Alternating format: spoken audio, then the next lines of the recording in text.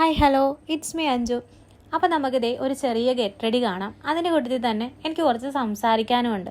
വേറൊന്നുമല്ല, ജീവിതത്തിലെ ഒറ്റപ്പെട്ടു പോയി എന്ന് തോന്നുമ്പോഴത്തേക്ക് മനസ്സിന് ധൈര്യവും അതുപോലെ തന്നെ ആത്മവിശ്വാസവും ഒക്കെ നഷ്ടപ്പെട്ടു പോകുന്ന ചിലരുണ്ട്.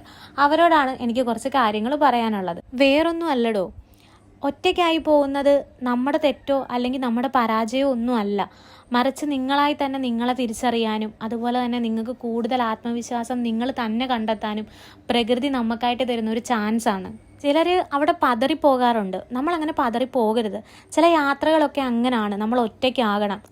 അങ്ങനെയുള്ള യാത്രകളിലൊക്കെ ഉണ്ടല്ലോ, നമ്മൾ നമ്മുടെ ലക്ഷ്യത്തിൽ കറക്റ്റായിട്ട് എത്തിച്ചേരാൻ നമുക്ക് പറ്റും. കാരണം എന്താണെന്നറിയോ, താങ്ങാൻ ആരും ഇല്ലാതെ വരുമ്പോഴത്തേക്കുണ്ടല്ലോ നമുക്ക് സ്വയം ഒരു ആത്മവിശ്വാസവും ധൈര്യവും ഒക്കെ വരും.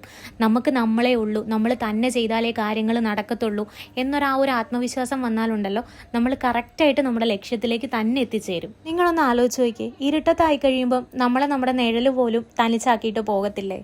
ആ സമയത്ത് നിനക്ക് വെളിച്ചം ആരാ വരുന്നേ? നീ തന്നെയല്ലേ വരുന്നത് നിനക്ക്. അപ്പോൾ നമ്മൾ എന്താ മനസ്സിലാക്കണ്ടേ?